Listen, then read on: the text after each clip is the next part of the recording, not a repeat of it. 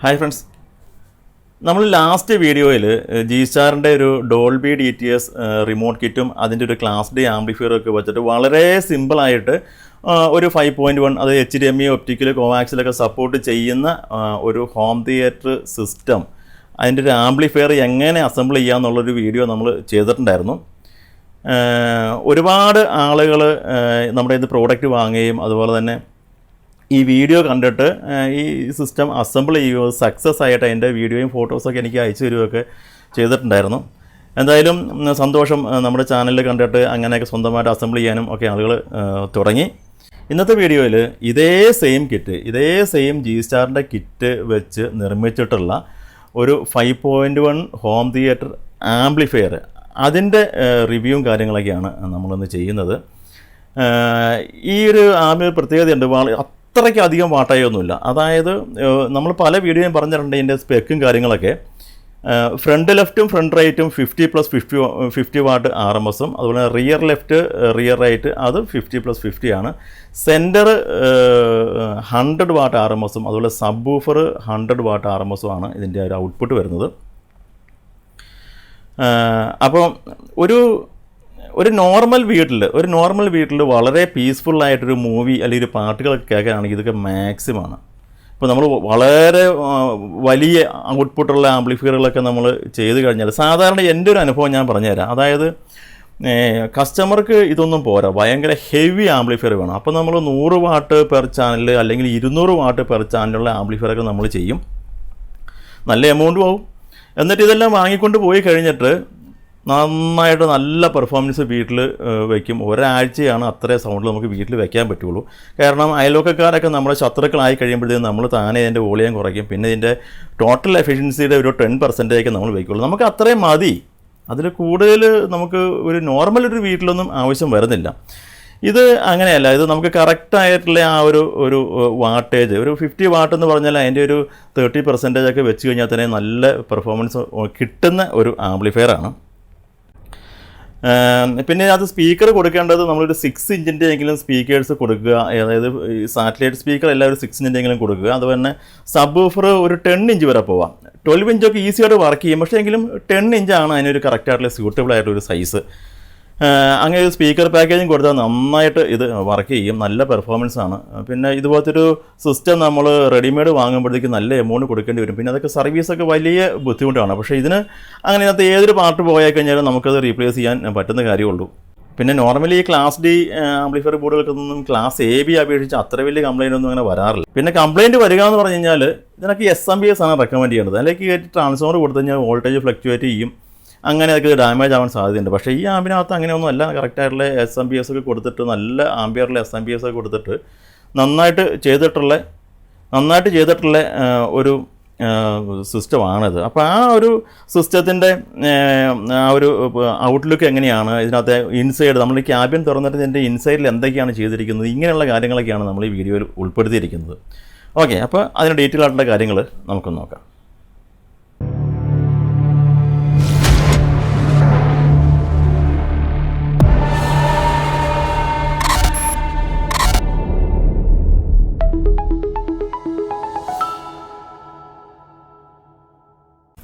Okay, അപ്പോൾ ഇതാണ് ആ 5.1 ഡോൾബി DTSൻ്റെ ആംപ്ലിഫയർ. വളരെ ഒതുങ്ങിയ സൈസിലുള്ള ഒരു ആംപ്ലിഫയറാണ്. ലൈറ്റ് വെയ്റ്റ് ആണ്. ട്രാൻസ്ഫോമർ ഇല്ല. SMPS ആയതുകൊണ്ട് തന്നെ വളരെ ലൈറ്റ് വെയ്റ്റ് ആണ്. വളരെ നന്നായിട്ട് ഹാൻഡിൽ ചെയ്യാനൊക്കെ ഈസിയാണ്. ഫ്രണ്ടിൽ നല്ല അക്രിലിക് പാനൽ കൊടുത്തിട്ടുണ്ട്.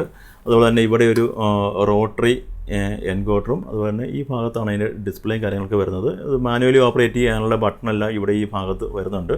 ഇവിടെ ഒരു ഓൺ ഓഫ് സ്വിച്ചും കൊടുത്തിട്ടുണ്ട്. G-Starൻ്റെ തന്നെ 5.1 ഡീകോഡർ കിറ്റും, അതുപോലെ തന്നെ G-Starൻ്റെ തന്നെ ക്ലാസ് ഡി ആംപ്ലിഫയറൊക്കെയാണ് ഇതിനകത്ത് ഉപയോഗിച്ചിരിക്കുന്നത്. ഞാൻ തുറന്ന് കാണിക്കാം. പിന്നെ ഇതിൻ്റെ ബാക്കിലേക്ക് വന്നു കഴിഞ്ഞാൽ ഇവിടെയാണ് ഇതിൻ്റെ 5 ചാനൽ ഔട്ട്പുട്ട് വരുന്നത്. സബ് വൂഫറിൻ്റെ ഔട്ട്പുട്ട് ഹെവി ആയിട്ട് ഇതിൻ്റെ ബനാന സോക്കറ്റ്സ് ഇവിടെ കൊടുത്തിട്ടുണ്ട്. ഒരു കൂളിംഗ് ഫാൻ കൊടുത്തിട്ടുണ്ട്. ഇവിടെയാണ് ഇതിൻ്റെ ഇൻപുട്ട് കണക്ഷൻസ് എല്ലാം വരുന്നത്. HDMI ഒപ്റ്റിക്കൽ അങ്ങനെയുള്ള കാര്യങ്ങളും, അതുപോലെ ഓക്സ്, ഇതെല്ലാം ഈ ഭാഗത്താണ് വരുന്നത്. FM-ന് വേണ്ടിയിട്ട് ഒരു ആൻറ്റീന, അത് വയറാണ് പുറത്തേക്ക് ഇട്ടിരിക്കുന്നത്. പിന്നെ ഒരു 3 പിൻ പ്ലഗാണ് അതിനകത്ത് കൊടുത്തിരിക്കുന്നത്. എർത്തിങ്ങും കാര്യങ്ങളും നല്ല പക്കയായിട്ട് ചെയ്തിട്ടുണ്ട്. ഇതാണ് ഇതിൻ്റെ റിമോട്ട്. നല്ല ക്വാളിറ്റിയുള്ള റിമോട്ട് തന്നെയാണ്. നല്ല ഡ്യൂറബിലിറ്റി തോന്നിക്കുന്ന നല്ലൊരു റിമോട്ട്. സാധാരണ 5.1 കിറ്റിൽ ഇത്രയും നന്നായിട്ടുള്ള ഒരു റിമോട്ട് ഒന്നും വരുന്നില്ല. അത് കൊള്ളാം, നല്ല ഒരു റിമോട്ടാണ്. സൗണ്ട് ബാറിലൊക്കെ വരുന്ന പോലത്തെ നല്ല ക്വാളിറ്റിയുള്ള റിമോട്ട്. ഇനി നമുക്ക് ഓപ്പൺ ചെയ്തിട്ട് ഇതിൻ്റെ ഇൻസൈഡിൽ എങ്ങനെയൊക്കെയാണ് ചെയ്തിരിക്കുന്നത്, വയറിങ് കാര്യങ്ങൾ അതൊക്കെ നമുക്കൊന്ന് നോക്കാം. അപ്പോൾ ഇതാണ് ഇതിൻ്റെ ആ ഒരു ഇൻസൈഡ്. വളരെ നീറ്റായിട്ടുള്ളൊരു വയറിങ്ങും കാര്യങ്ങളൊക്കെയാണ് ഇതിനകത്ത് ഉള്ളത്. എല്ലാം നന്നായിട്ട് ഇവിടെ ഗ്ലൂ ഒക്കെ ചെയ്ത് നല്ല ഒരു രീതിയിൽ ഇതിൻ്റെ കംപ്ലൈൻറ്റ് വരരുത് എന്ന് കരുതിയിട്ട് നിർമ്മിച്ചിട്ടുള്ളതാണ്. അപ്പോൾ ഈ പാട്ടാണ് നമ്മുടെ ആ ഒരു SMPS. അപ്പോൾ ഈ SMPS 300 വാട്ടിൻ്റെ ഒരു SMPS ആണ്. ഇത് ഈ നോർമൽ LED സ്ട്രിപ്പിനൊന്നും കൊടുക്കുന്ന പോലത്തെ ആ ടൈപ്പ് ഒരു SMPS അല്ല. ഇത് ശരിക്കും ക്ലാസ് ഡി ആംപ്ലിഫയറിന് മാത്രം ഉപയോഗിക്കാനുള്ള ഒരു SMPS ആണത്. പിന്നെ ഇതാണ് ആ ഒരു 6 ചാനൽ ആംപ്ലിഫയർ. ഇതിനെക്കുറിച്ചെല്ലാം നമ്മളെല്ലാം റിവ്യൂ ചെയ്തിട്ടുള്ളതാണ്. അതുകൊണ്ട് ഞാനിപ്പോൾ ഇനി അതിനെക്കുറിച്ച് ഞാൻ ഡീറ്റെയിൽ ഞാൻ പറയുന്നില്ല.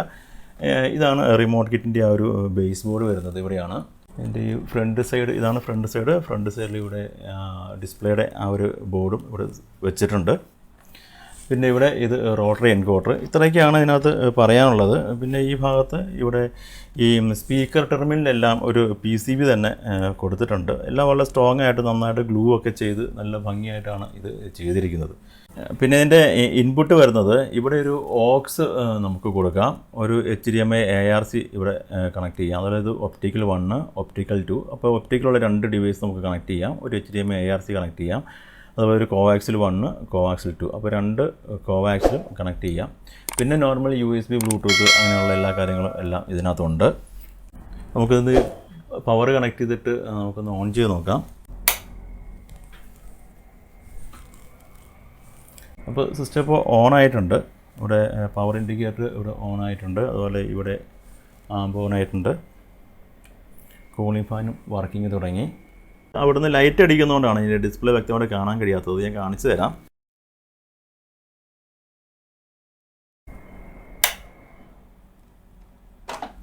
അപ്പോൾ ഇത്രയൊക്കെയാണ് ഈ സിസ്റ്റത്തിൻ്റെ ആ ഒരു സ്പെക്കും മറ്റു കാര്യങ്ങളും എല്ലാം. ഓക്കെ, അപ്പോൾ ഈ പ്രോഡക്റ്റിനെ കുറിച്ച് ഏകദേശം ഒരു ധാരണ നിങ്ങൾക്ക് വന്നിട്ടുണ്ടെന്ന് വിചാരിക്കുന്നു. കുഴപ്പമില്ല, നല്ല ഒരു പ്രോഡക്റ്റ് തന്നെയാണ്. ഞാൻ ആദ്യം പറഞ്ഞല്ലോ, വളരെ പീസ്ഫുള്ളായിട്ട് ഒരു നോർമൽ ഒരു റൂമിൽ ഒക്കെ ഫിലിം കാണാനൊക്കെ ആയിട്ടാണെങ്കിൽ ഇത് വളരെ ബെസ്റ്റ് തന്നെയാണ്. ഈ ഫിലിം എന്നെടുത്ത് പറയുന്നത് ഹോം തിയേറ്റർ ശരിക്കും ഫിലിം കാണാനേ കൊള്ളുള്ളൂ, പാട്ട് കേൾക്കാൻ അത്ര നല്ലതല്ല. അതുകൊണ്ടാണ് ഞാൻ ഈ ഫിലിം എന്ന് തന്നെ എടുത്ത് പറയുന്നതിൻ്റെ കാര്യം. നമ്മുടെ കയ്യിലുള്ള ഈ പഴയ ഹോം തിയേറ്ററിൻ്റെ ഒക്കെ സ്പീക്കേഴ്സ് ഉണ്ടാവും. അതായത് സിസ്റ്റം കംപ്ലൈൻ്റ് ആയിട്ടുള്ള പഴയ ഹോം തിയേറ്ററിൻ്റെ സ്പീക്കേഴ്സൊക്കെ ആണെങ്കിലും അതൊക്കെ ഇതിനകത്ത് കറക്റ്റ് മാച്ചിങ് ആയിരിക്കും. ഒരു 10 ഇഞ്ച് വരെയുള്ള സബ് വൂഫറൊക്കെ കൊടുക്കാം. 12 ഇഞ്ച് വർക്ക് ചെയ്യും, പ്രശ്നമൊന്നുമില്ല. പക്ഷേ 10 ഇഞ്ചാണ് ഇതിന് കറക്റ്റ് സ്യൂട്ടബിൾ. പിന്നെ ഇതിനകത്ത് ഉപയോഗിക്കുന്ന ഓരോ ബോർഡും അതുമായിട്ട് ബന്ധപ്പെട്ടുള്ള എല്ലാ കാര്യങ്ങളും നമ്മൾ ഇതിനു മുമ്പ് പല തവണയായിട്ട് വീഡിയോ ചെയ്തിട്ടുണ്ട്. അപ്പോൾ അതിൻ്റെ വീഡിയോസും കൂടി നിങ്ങളൊന്ന് കാണുക. ഓക്കെ, അപ്പോൾ നിങ്ങൾക്ക് ഈ പ്രോഡക്റ്റ് വേണമെങ്കിൽ നിങ്ങൾക്ക് G-Starൻ്റെ സൈറ്റിൽ നിന്ന് ഡയറക്റ്റ് വാങ്ങാം. അതുപോലെ തന്നെ അതല്ല എങ്കിൽ എന്നെ വാട്സപ്പിൽ കോൺടാക്ട് ചെയ്ത് കഴിഞ്ഞാൽ എൻ്റെ നിന്നും നിങ്ങൾക്ക് ഈ പ്രോഡക്റ്റ് വാങ്ങാവുന്നതാണ്. ഇനിയിപ്പോൾ ഇതിൻ്റെ സ്പെയർ പാർട്സ് ആയിട്ട് വാങ്ങണമെങ്കിലും അതും അവൈലബിൾ ആണ്. ഓക്കെ, അപ്പോൾ വീഡിയോ ഇഷ്ടമായാൽ ലൈക്ക് ചെയ്യുക. അതുപോലെ ഇതുപോലെയുള്ള വീഡിയോകൾ തുടർന്ന് ലഭിക്കുന്നതിനായിട്ട് ഈ ചാനലും കൂടി ഒന്ന് സബ്സ്ക്രൈബ് ചെയ്തേക്കുക. അപ്പോൾ മറ്റൊരു വീഡിയോയിൽ വീണ്ടും കാണാം.